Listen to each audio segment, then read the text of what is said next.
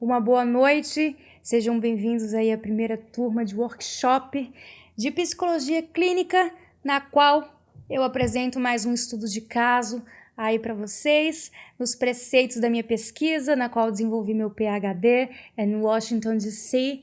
e também na Universidade de Massachusetts. A minha metodologia, como vocês bem sabem, é sobre a análise, né, a terapia flex passiva, na qual o indivíduo, que é o meu paciente, está em total devoção e passividade diante a mim, e eu, como terapeuta, estou numa situação de flexibilidade para com o sujeito. Eu creio que todo mundo aqui sabe, né, já me conhece, sem modéstia à parte. Eu sou uma psicóloga, né, renomada, né, internacionalmente, aqui no Brasil e afora.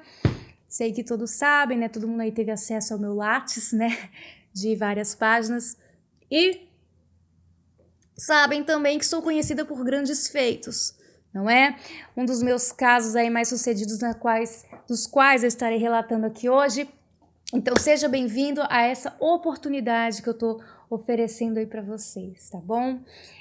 Eu tô vendo aqui na janela que já tem alguns participantes querendo falar, né, ligar a câmera, mas essa função tá desativada, tá bom?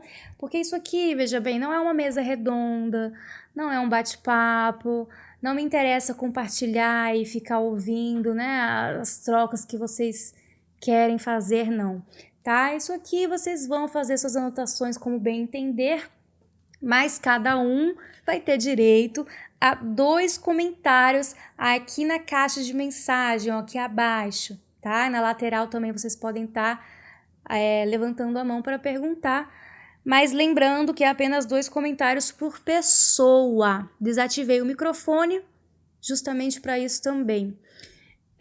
Comentário, já tem um comentário aqui na tela, comentário do Marcos.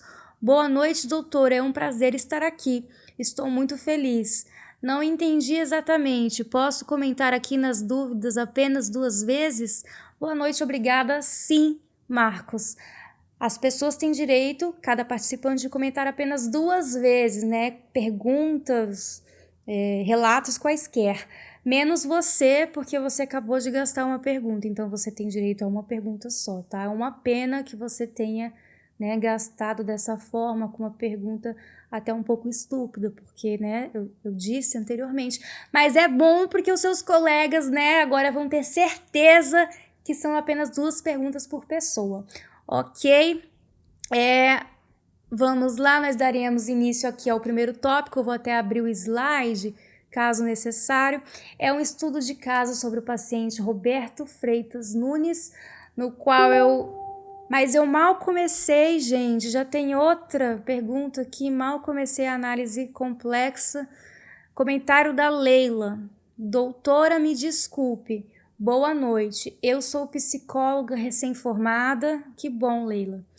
E sempre ouvi dizer que não podemos expor o nome dos nossos pacientes/clientes, que isso é algo antiético. Procede? Leila, querida, recém-formados tendem a cometer muitos erros, né? Mais erros do que acertos. Digo isso porque, assim, é um público no qual eu lido muito, né? Lido muito com muitos alunos, diversas universidades pelas quais passei. É claro que eu, quando era estudante, eu não cometia erros, não, no início da minha carreira, mas eu sou uma exceção que foge à parte, né? Eu fujo à regra. A maioria comete erros, mas não se sinta culpada, é completamente comum, tá? Normal não é, mas é comum. E não, tá? Não é antiético, não. Por que seria antiético você falar de um paciente, você fazer um relato de estudo de caso, não é? Aqui, como que eu vou falar de um paciente sem falar o nome dele? O nome dele diz muito sobre de onde ele vem, da individualidade dele.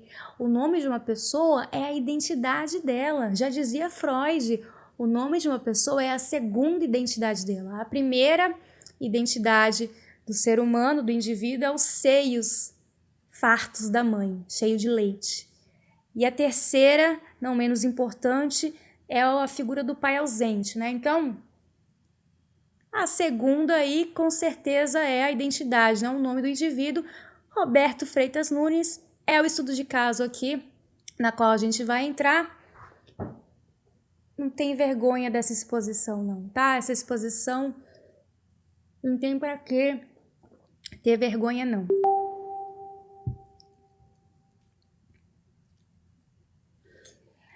Comentário da Leila, Leila novamente, ó, 2 perguntas já, viu, Leila? Barrou para você. Doutora, mas isso precisaria ser autorizado pelo paciente? O Roberto autorizou? Não, não é preciso assinar termos de compromisso, ter autorização. Além do mais, o Roberto já faleceu, então não tem problema nenhum, porque ele tá morto. Olha, até perdi o fio da meada aqui. Eu percebo, gente, que vocês são de uma geração que tem muita preocupação, muita cautela desnecessária, viu? É termo de compromisso, é assinatura, é antiético, não é? É medo de cancelamento. Não tem para que ter problema, não tem para que ter pensamento sobre isso, não tem para que se preocupar com isso, tá bom? Eu entendo que a geração de vocês sofreu muito de negligência materna aí, né, de pais divorciados, de programas duvidosos aí no domingo à tarde da TV aberta. Eu sinto muitíssimo por isso, mas vocês precisam se recompor, não é mesmo, galera? E o Roberto, que Deus o tenha, é um paciente muito citado nas minhas pesquisas de sucesso extraordinário. Ele foi um paciente que é o meu maior feito clínico. Foi ele, mesmo entrando em óbito no final, né? Mas ele foi o maior feito, foi um sucesso extraordinário de caso aqui. Comentário da Adriana. Uau, doutora, e qual era o caso do Roberto? Ah, sim, como eu ia dizendo antes de ser interrompida aí abruptamente, né, pela Leila. Leila, suas perguntas já... Você tá bloqueada, tá, minha querida? Devo lembrar que, como eu ia dizendo, o Roberto era um paciente, como eu posso dizer, ele apresentava sinais de bipolaridade, né? Assim, ele também tinha vício com jogos de azar, com bebida alcoólica. E uma das minhas conquistas foi fazer o Roberto parar com os jogos de azar. Ele era viciado, já tinha 25 anos, já tinha perdido casa, carro, né, relacionamentos, a família. Então foi um caso muito complexo, mas após um procedimento simples de lobotomia que eu mesma realizei no paciente, ele melhorou do dia para a noite. Foi assim impressionante. Meu maior e melhor caso. Comentário de Rodrigo aqui. Doutora, isso foi quando? A lobotomia não é mais permitida por lei há muitos anos. Como isso foi possível? Isso não é crime? Foi porque ele morreu? Mas é claro que não, Rodrigo.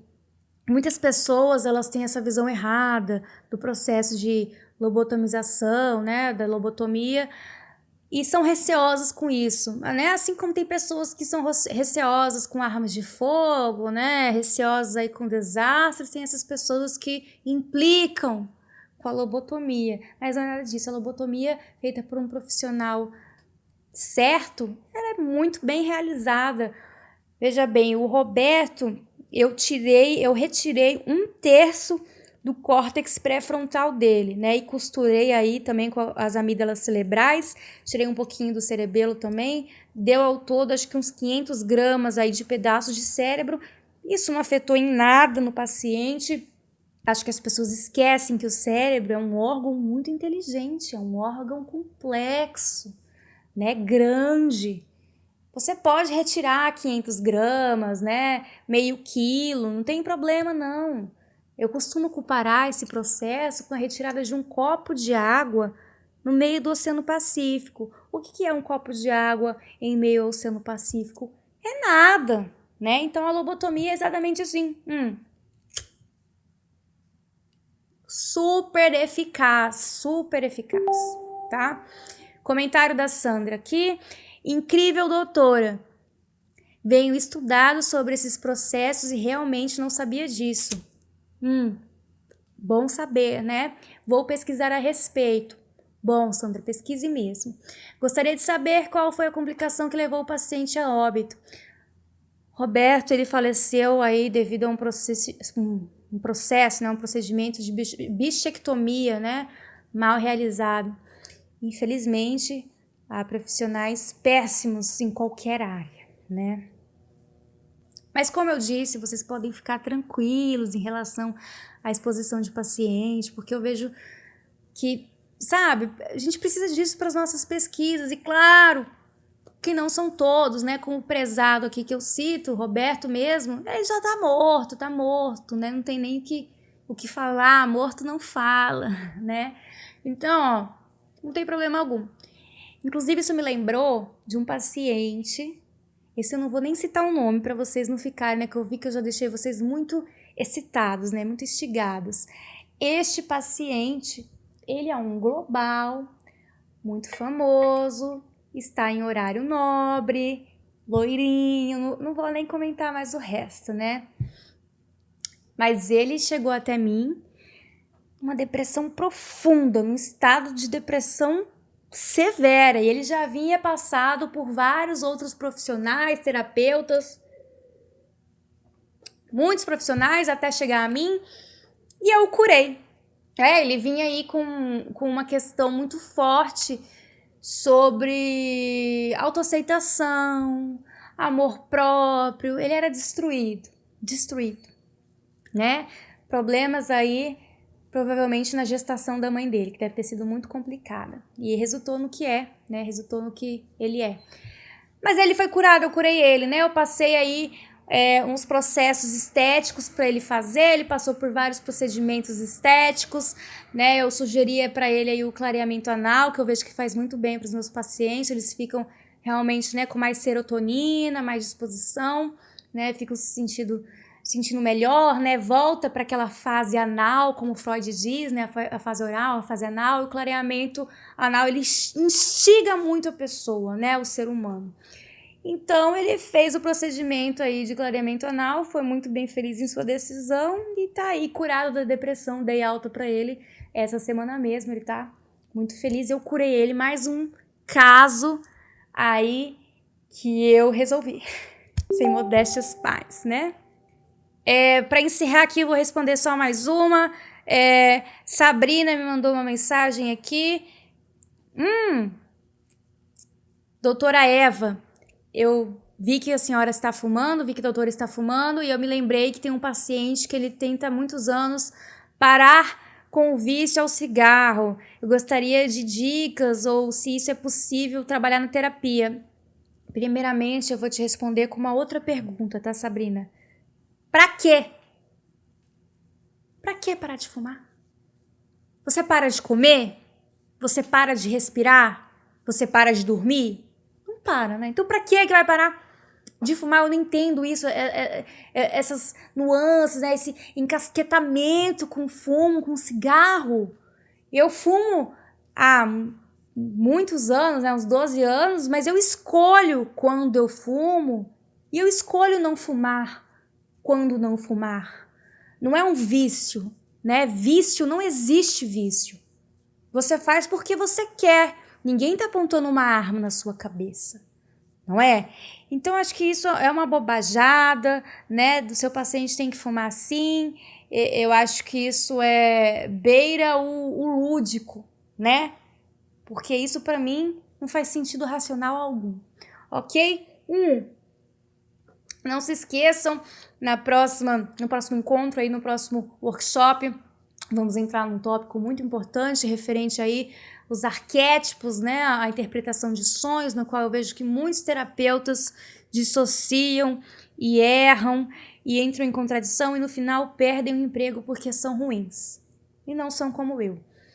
Então, uma boa noite, vejo vocês. Qualquer coisa, vocês podem entrar em contato com a secretária da minha secretária, e aí a minha secretária vai entrar em contato comigo, depois de entrar em contato com a secretária da minha secretária para entrar em contato comigo, porque eu tenho uma agenda muito cheia, e a minha secretária acaba por ter agenda cheia também, e enfim, eu vou responder, né, vou estar passando, na verdade, para minha estagiária responder. Ok? Boa noite a todas e todos.